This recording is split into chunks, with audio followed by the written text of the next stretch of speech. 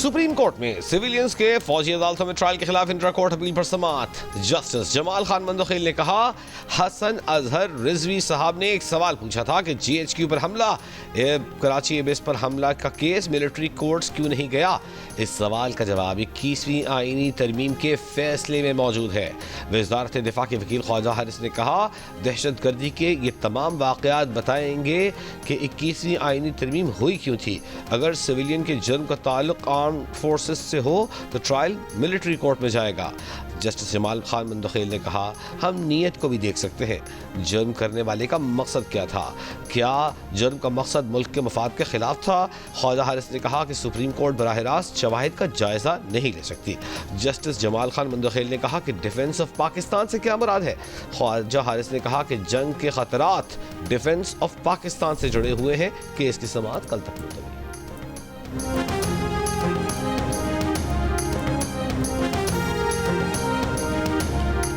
फौजी अदालतों में सिविलियंस के ट्रायल के फैसले के खिलाफ इंट्रा कोर्ट अपील पर समाअत के दौरान सानहा आर्मी पब्लिक स्कूल का भी तस्करा। जस्टिस जमाल मंदोखिल ने सवाल किया कि क्या सानहा आर्मी पब्लिक स्कूल में गठजोड़ मौजूद था। वज़ारत दिफा के वकील ख्वाजा हारिस ने कहा, APS हमले के वक्त गठजोड़ बिल्कुल मौजूद था। एक गठजोड़ या ताल्लुक किसी फौजी अफसर दूसरा फौज से मुताल्लिका जुर्म से होता है। जस्टिस जमाल मंदोखिल ने सवाल किया कि APS हमले के वक्त आर्मी एक्ट मौजूद था। ख्वाजा हारिस ने कहा, आर्मी एक्ट और ऑफिशियल सीक्रेट एक्ट सानहा आर्मी पब्लिक स्कूल के वक्त बिल्कुल मौजूद था। जस्टिस जमाल मंदोखिल ने इस्तफसार किया कि गठजोड़ और आर्मी एक्ट के होते हुए भी फौजी अदालत में ट्रायल क्यों नहीं हुआ। फौजी अदालत में दहशतगर्दों के ट्रायल के लिए आइन में तरमीम क्यों करना पड़ी। दहशतगर्द ग्रुप या मजहब के नाम पर दहशतगर्दाना कार्रवाइयों पर ट्रायल कहाँ चलेगा। वकील वज़ारत दिफा ने कहा, आर्मी एक्ट के तहत दहशतगर्द ग्रुप या मजहब के नाम पर दहशतगर्दी के वाक़यात पर ट्रायल मिलिट्री कोर्ट में चलेगा। आईनी तरमीम के बगैर भी ऐसे जराइम का मिलिट्री कोर्ट्स में ट्रायल चल सकता है।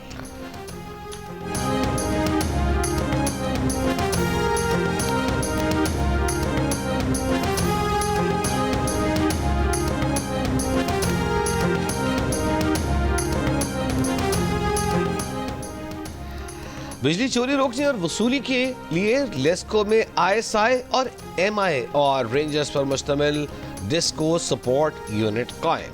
लेस्को चीफ शाहिद हैदर के मुताबिक करप्ट और नाअहल अफसरों को फारिग कर दिया जाएगा। लाइन लॉसेस में कमी और रिकवरी बेहतर करने से कंपनी को अरबों रुपए का फायदा हुआ। बिजली के फरसूदा निज़ाम को जिद्दत देकर कंपनी को खुद मुख्तारी की तरफ ले जा रहे हैं। अगले 2 माह में 83,000 नए कनेक्शंस लगेंगे। वज़ीर आज़म शहबाज शरीफ का वर्ल्ड बैंक की जानिब से पाकिस्तान को 10 साल के CPF के तहत $20 अरब के वादे का खैर मकदम। आर्मी चीफ और साथियों की काविशों को सराहा। कहा कि 6 शोबों पर तवज्जो मरकूज़ करते हुए कंट्री पार्टनरशिप फ्रेमवर्क हमारी कौमी तरजीहात की अक्कासी करता है। बच्चों की ग़िज़ाइयत, मेयारी तालीम, तवानाई, माहौलियाती इस्तेहकाम, जामे तरक्की और निजी सरमायाकारी इन शोबों में शामिल हैं। CPF वर्ल्ड बैंक के पाकिस्तान की माशी इस्तेहकाम और सलाहियत पर एतमाद की अक्कासी करता है। लोगों के लिए मौक़े पैदा करने के लिए कोशिशों को हम-आहंग करते हुए शराकत मजबूत बनाने के मुंतज़िर हैं। आलमी बैंक का पाकिस्तान के लिए 10 साला कंट्री पार्टनरशिप फ्रेमवर्क के तहत $20 अरब देने का वादा। ज़राए के मुताबिक आलमी बैंक $20 अरब का तकरीबन 3/4 हिस्सा इंटरनेशनल डेवलपमेंट एसोसिएशन के जरिए फराहम करेगा। बकिया रकम इंटरनेशनल बैंकारी फॉर कंस्ट्रक्शन एंड डेवलपमेंट के तहत फराहम की जाएगी।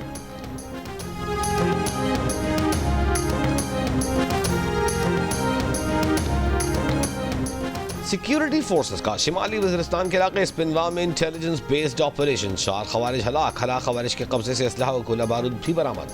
ISPR के मुताबिक ऑपरेशन 14 और 15 जनवरी की दरमियानी शब खवारिज की मौजूदगी की इत्तला पर किया गया। हलाक खवारिज फोर्सेस के खिलाफ दहशतगर्द कार्रवाइयों और शहरियों की टारगेट किलिंग में भी मुलव्वस थे।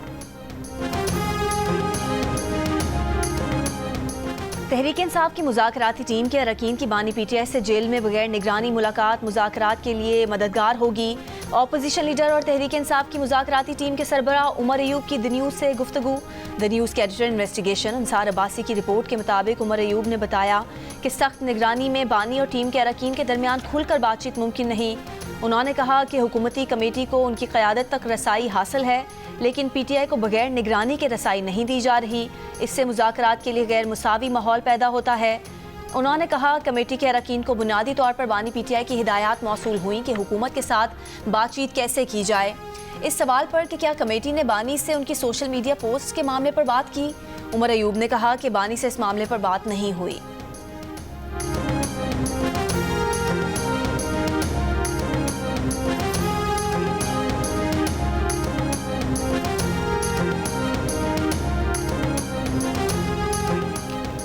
कल हुकूमत से मुज़ाकरात के तीसरे सेशन में हम अपने मुतालिबात तहरीरी तौर पर जमा कराएंगे।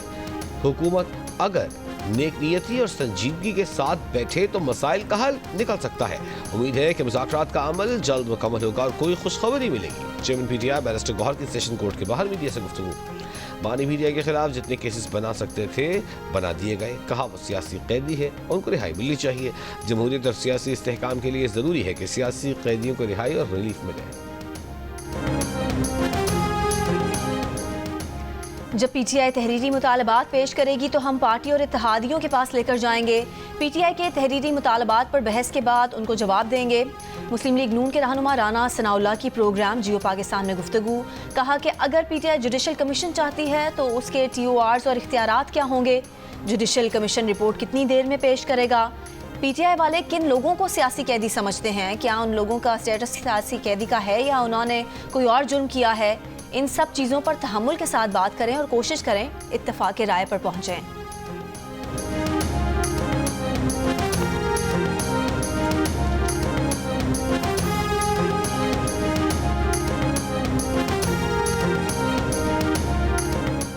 खैबर पख्तूनख्वा में बेनज़ीर नशोनुमा प्रोग्राम में 79 करोड़ 90 लाख रुपए की संगीन बेज़ाब्तिगियों का इंकशाफ।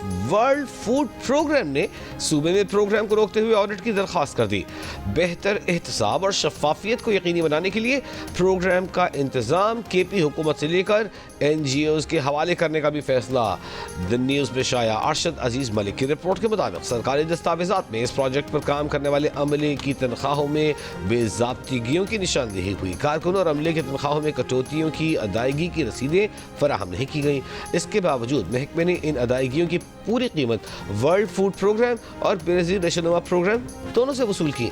ये बेज़ाब्तिगियाँ तकरीबन 79 करोड़ 99 लाख रुपए बनती है, जो कि वर्ल्ड फूड प्रोग्राम से KP हुकूमत को मुंतकिल होने वाले 66 करोड़ 40 लाख रुपए और बेनज़ीर नशोनुमा प्रोग्राम फंड का 30% है।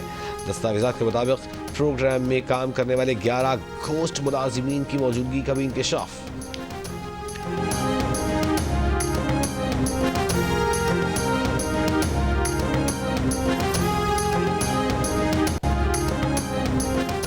छब्बीस नवंबर को एहतजाज के दौरान तशद्दुद के केस में इस्लामाबाद के सेशन जज ने वज़ीर आज़म और दीगर के खिलाफ कानूनी कार्रवाई शुरू करने की दरख्वास्त 29 जनवरी तक मुलतवी कर दी। चेयरमैन पीटीआई बैरिस्टर गौहर बतौर कंप्लेनेंट अदालत में पेश हुए। पीटीआई के वकील ने समाअत 25 जनवरी के बाद मुकर्रर करने की इस्तदा करते हुए मौक़िफ़ अपनाया कि 2 ज़ख्मी इंतकाल कर गए, उनका नाम भी फहरिस्त में शामिल करना चाह रहे हैं। हम पोस्टमार्टम रिपोर्ट और दीगर तमाम दस्तावेजात भी जमा करा देते हैं।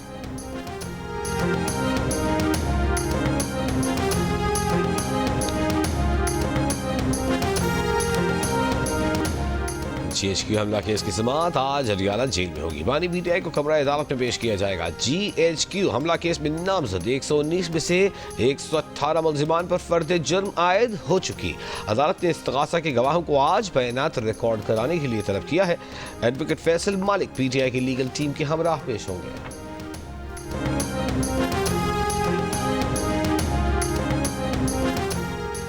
जिला कुर्रम में तवील अरसे से रास्तों की बंदिश के बायस अवामी मुश्किलात बरकरार। अवाम का कहना है कि सामान से भरे 25 ट्रक लाए गए, जिनसे लाखों की आबादी की ज़रूरियात को पूरा नहीं किया जा सकता। तेल, गैस और अद्वियात के लोग तरस रहे हैं। लोगों का अद्वियात की फराहमी यकीनी बनाने और मरीजों की शिफ्टिंग के लिए हेली सर्विस दोबारा शुरू करने का मुतालबा। जिला हंगू से 100 से ज़ायद सामान से भरी गाड़ियाँ अब भी कुर्रम जाने की मुंतज़र। मंदोरी मुजाहिरीन के साथ टल कैंट या कोहाट में ज़िला इंतज़ामिया से दोबारा मुज़ाकरात मुतवक्के। ज़िला इंतज़ामिया के मुताबिक रास्ते खोलने और कॉन्वॉय चलाने के लिए इक़दाम जारी हैं। गुज़िश्ता रोज़ भी 25 ट्रक सामान लाया गया था, जल्द मज़ीद ट्रक भी पहुँचेंगे।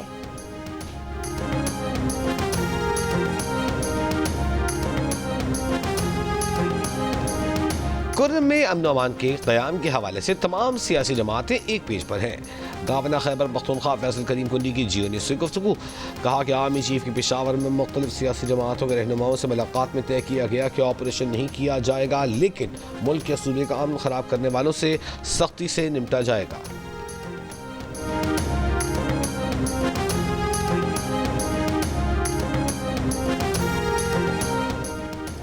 तनख्वाहदार तबका सबसे ज़्यादा टैक्स देने वाला तीसरा बड़ा शोबा बन गया।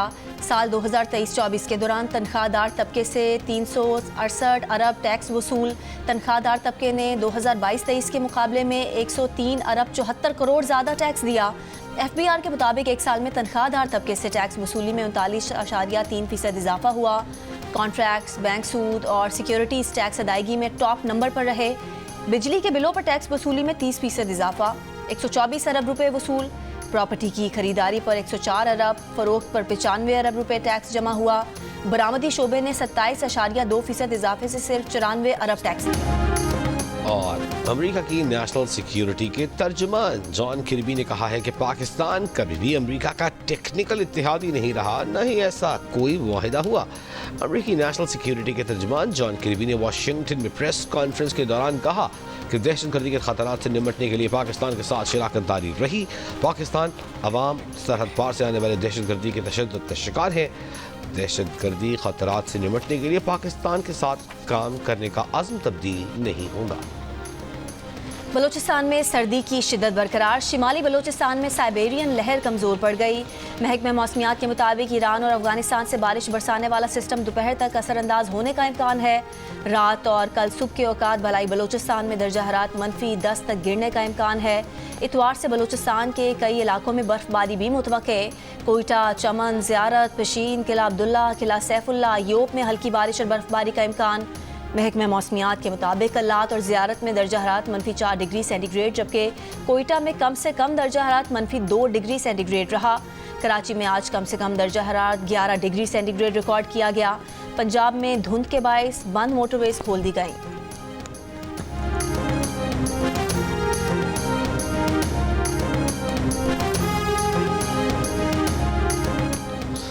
नॉर्थ कराची से एक हफ्ते कबल मदरसे से वापसी पर लापता होने वाला 7 साला सारिम का सुराग अब तक नहीं मिल सका। सारिम के वालिद की मुद्दईयत में बच्चे की गुमशुदगी का मुकदमा अगवा की दफात के तहत दर्ज। वालिद का कहना है कि मदरसे के कारी ने बताया कि सालिम छुट्टी होते ही घर रवाना हो गया।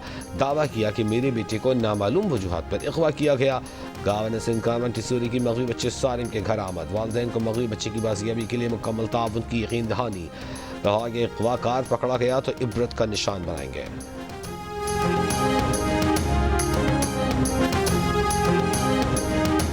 कराची में कोरंगी जंजालपुरा घोट में फायरिंग से नौजवान कत्ल। SSP कोरंगी के मुताबिक फजर के वक्त 4 डाकू मकतूल के पड़ोस में वारदात के बाद फरार हो रहे थे। 17 साल का नौजवान मुजफ्फर इकबाल नमाज फजर पढ़कर घर जा रहा था। शोर मचाने पर डाकुओं ने मुजफ्फर पर फायरिंग की, जिससे वो मौके पर ही जान बहक हो गया। वाक़े के बाद SHO ज़मान टाउन और चौकी इंचार्ज को मुअत्तल कर दिया गया।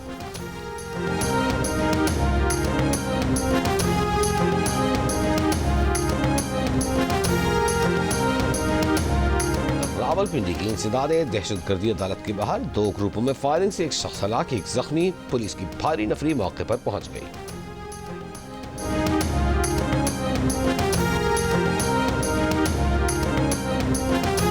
नौशहरा में बैंक डकैती की तहकीकात में सिक्योरिटी गार्ड को शामिल तफ्तीश कर लिया गया। गुज़िश्ता रोज डाकू बैंक से 578 तोले सोना और 1 करोड़ 78 लाख रुपए लेकर फरार हो गए थे। डकैती का मुकदमा बैंक मैनेजर की मुद्दईयत में दर्ज है।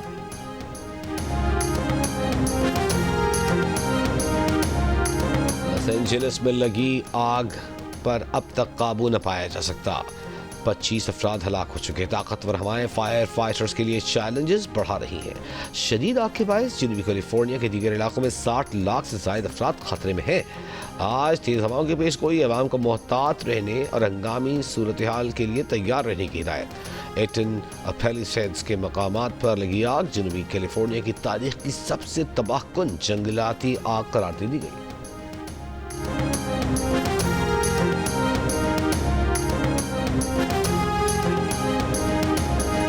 अमेरिका के नामजद वजीर दिफा को सेनेट में तौसीक के लिए पेशी पर डेमोक्रेट्स के सख्त इल्जामात का सामना। पेट हेग्सेथ को नाअहल और नामौजूद करार दे दिया। 4 घंटे तक जारी समात में पेट को तमाम मुसलमानों को कत्ल करने से मुतालिक बयान, खातून पर जिनसी हमले और फिर रकम देकर अदालत से बाहर समझौता करने, फौज में खवातीन के किरदार की मुखालफत करने पर तुंद और तेज सवालात की बौछार। नामजद वजीर दिफा को शराब नोशी की लत में मुब्तला करार दिया। हेग्सेथ ने इल्जामात रद्द कर दिए। रिपब्लिकन सेनेटर्स की जानिब से पेट की तारीफ। नामजद वजीर दिफा की तौसीक के लिए वोटिंग अगले हफ्ते होने का इम्कान।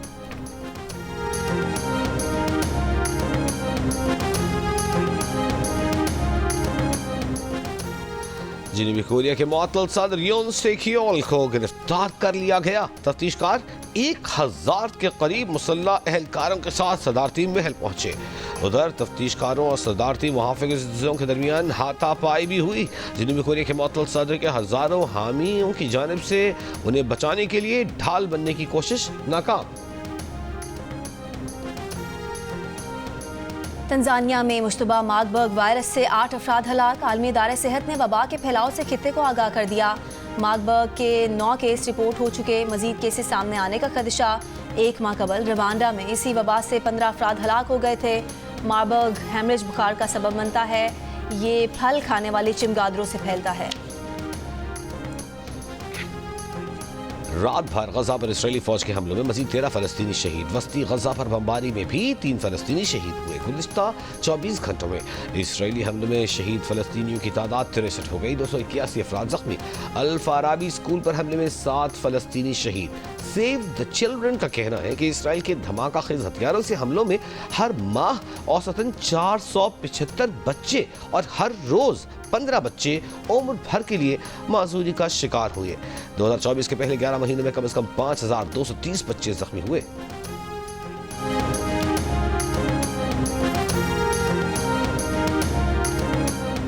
अमरीकी ऐवान नुमाइंदगान में ट्रांसजेंडर एथलीट्स को खवातीन स्पोर्ट्स में शिरकत से रोकने का बिल मंजूर। बिल के हक में 218 वोट पड़े। 2 डेमोक्रेटिक अरकान भी शामिल। बिल के तहत फेडरल फंडिंग हासिल करने वाले स्कूलों या यूनिवर्सिटीज़ की खवातीन टीमों में ट्रांसजेंडर एथलीट हिस्सा नहीं ले सकेंगी। बिल पर सेनेट में वोटिंग होना अभी बाकी। कानून बनना मुश्किल।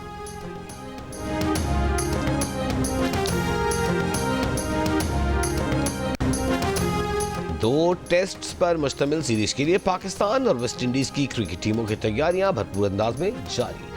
मुल्तान स्टेडियम में ग्रीन शर्ट का दूसरा ट्रेनिंग सेशन। मेहमान वेस्ट इंडियन टीम ने कमर कस ली। तैयारियां शुरू। खिलाड़ियों की बैटिंग, बॉलिंग और फील्डिंग की भरपूर प्रैक्टिस। पाकिस्तान और वेस्ट इंडीज के दरमियान पहला टेस्ट मैच जुमे से खेला जाएगा मुल्तान में। 3 रोज़ा सिंध स्पेशल गेम्स का आज दूसरा रोज। खेलों में कराची के 30 से जायद इदारे और 1200 से जायद खुसूसी बच्चे शरीक। वजीर खेल सिंध सरदार मोहम्मद बख्श मेहर का कहना है कि सूबाई हुकूमत ने सिंध स्पेशल गेम्स के बाद थर जीप रैली, थर स्पोर्ट्स फेस्टिवल और दरियाए सिंध पर खेल कराने का भी फैसला किया है। सिंध बीच गेम्स भी होंगे।